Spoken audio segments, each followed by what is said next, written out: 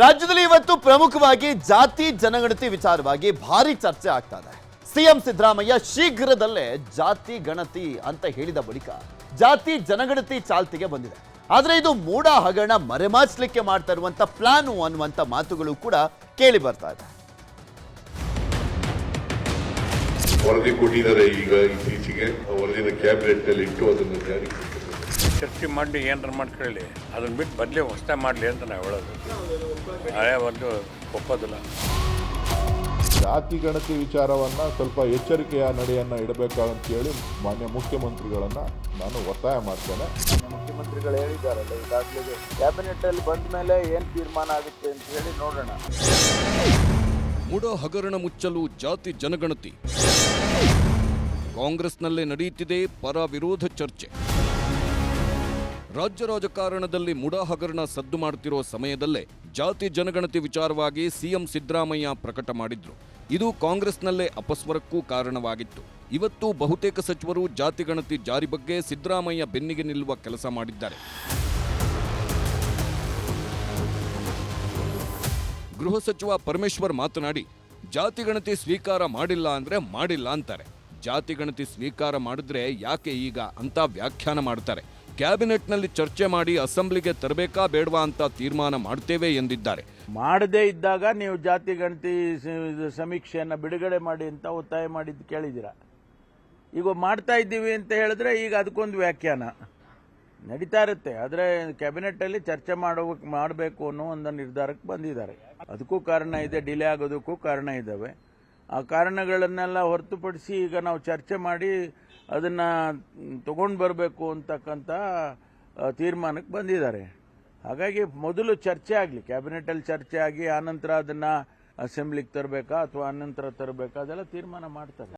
ಒಂದು ವೇಳೆ central government ಇದು ಮಾಡೋದು ಅಂದರೆ ಕೇಂದ್ರ ಸರ್ಕಾರ ಯಾವತ್ತೂ ಕೂಡ ಸೆನ್ಸಸ್ ಮಾಡೋದು ಕೇಂದ್ರ ಸರ್ಕಾರದ್ದನ್ನೇ ನಾವು ಒಂದು ಎಲ್ಲದಕ್ಕೂ ಕೂಡ ಅದನ್ನೇ ಉಪಯೋಗಿಸ್ತೀವಿ. ಯಾವಾಗಲೂ ಸೆನ್ಸಸ್ಸನ್ನು ನಾವು ಕೇಂದ್ರ ಸರ್ಕಾರ ಮಾಡುವಂಥ ಸೆನ್ಸಸ್ಸನ್ನೇ ಎಲ್ಲರೂ ಇಡೀ ಪ್ರಪಂಚದಲ್ಲೇ ವರ್ಲ್ಡ್ ಬ್ಯಾಂಕ್ ಇರ್ಬೋದು, IMF ಇರ್ಬೋದು, ಅವರೆಲ್ಲರೂ ಕೂಡ ಅದನ್ನೇ ಉಪಯೋಗಿಸ್ತಾರೆ. ನಾವು ಅದನ್ನೇ ಉಪಯೋಗಿಸ್ಬೇಕು. 160 ಕೋಟಿನೋ ಏನೋ ಖರ್ಚು ಮಾಡಿದೆ. ಅದರಿಂದ ನಾಳೆ ಅದಕ್ಕೂ ಲೆಕ್ಕ ಕೊಡಬೇಕಿಲ್ಲ. ಅದರಿಂದ ಈ ನಾಳೆ CAG-ನವರು ಕಾಮೆಂಟ್ ಮಾಡ್ತಾರೆ, ನೀವು 160 ಕೋಟಿ ಖರ್ಚು ಮಾಡಿದಿರಿ, ಹೆಂಗೆ ಇದರ ಒಂದು ವರದಿನೇ ಬಿಡುಗಡೆ ಆಗಿಲ್ಲ ಅಂತ ಹೇಳ್ಬೋದಲ್ಲ.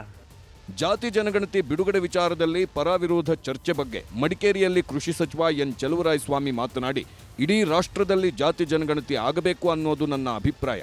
ಅದರಿಂದ ಏನೋ ನಡೆಯುತ್ತೆ ಅನ್ನೋ ಬಗ್ಗೆ ಅಪಪ್ರಚಾರ ಆಗ್ತಿದೆ ಎಂದಿದ್ದಾರೆ. ದಾವಣಗೆರೆಯಲ್ಲಿ ಜಮೀರ್ ಅಹಮದ್ ಖಾನ್ ಮಾತನಾಡಿ, ಇದು ಮೂಢ ಹಗರಣ ಮುಚ್ಚಲು ಮಾಡುತ್ತಿರೋ ನಿರ್ಧಾರ ಅಲ್ಲ, 1 ವರ್ಷದ ಕೆಳಗೆ ನಮ್ಮ ನಾಯಕರಾದ ರಾಹುಲ್ ಗಾಂಧಿ ಅವರು ತೆಗೆದುಕೊಂಡ ನಿರ್ಧಾರ ಎಂದಿದ್ದಾರೆ.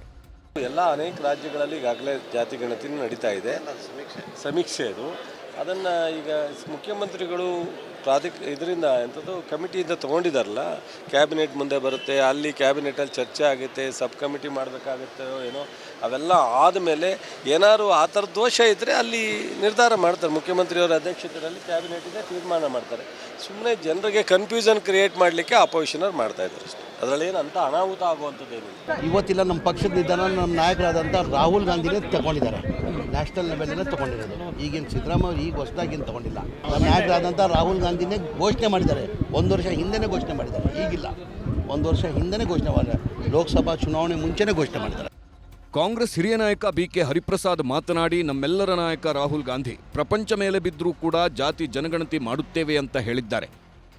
ಸರ್ವತೋಮುಖ ಅಭಿವೃದ್ಧಿಗಾಗಿ ಜಾತಿ ಗಣತಿ ಬೇಕಾಗಿರೋದ್ರಿಂದ ಅದರಿಂದ ಸರ್ಕಾರ ಹೋಗುತ್ತೆ ಅಂದ್ರೆ ಹೋಗ್ಲಿ, ಮೀನಾಮೇಷ ಎಣಿಸೋದು ಬೇಕಾಗಿಲ್ಲ. ನಮ್ಮೆಲ್ಲರ ನಾಯಕರಾಗಿರ್ತಕ್ಕಂಥ ರಾಹುಲ್ ಗಾಂಧಿ ಅವರು ಸಹ ಹೇಳಿದ್ದಾರೆ, ಮಲ್ಲಿಕಾರ್ಜುನ್ ಖರ್ಗೆ ಸಾಹೇಬರು ಸಹ ಹೇಳಿದ್ದಾರೆ, ಜಾತಿ ಗಣತಿ ಅನುಷ್ಠಾನಕ್ಕೆ ವರದಿಯನ್ನು ಜಾರಿಗೆ ತರಬೇಕು.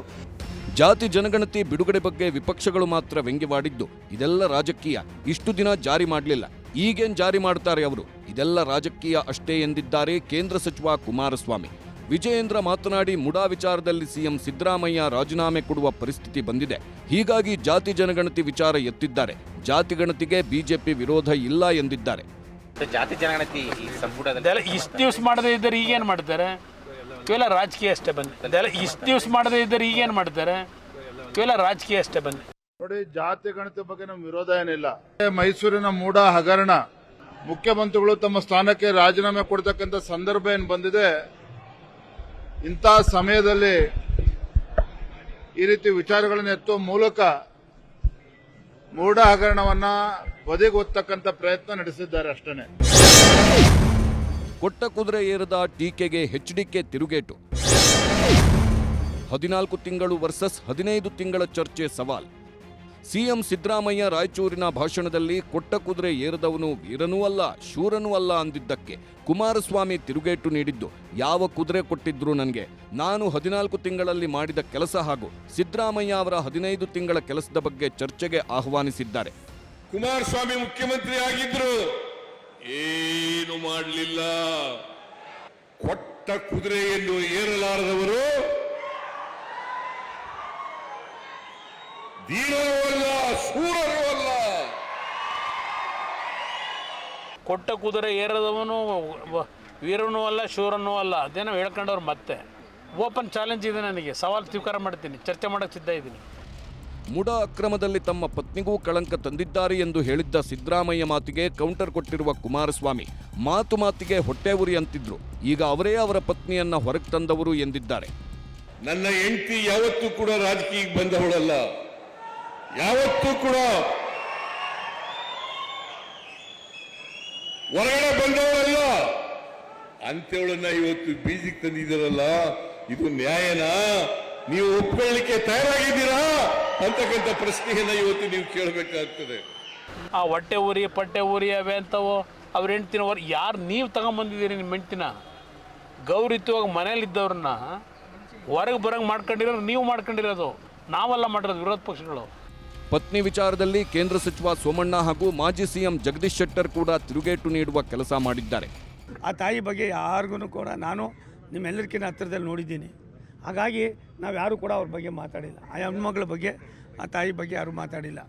ಇವತ್ತು ನಮ್ಮ ಧರ್ಮಪತ್ನಿಯನ್ನು ಬೀದಿಗೆ ತಳ್ಳುವಂಥ ಕೆಲಸವನ್ನು ವಿರೋಧ ಪಕ್ಷದವ್ರು ಮಾಡ್ತಾ ಇದ್ದಾರಂತೆ.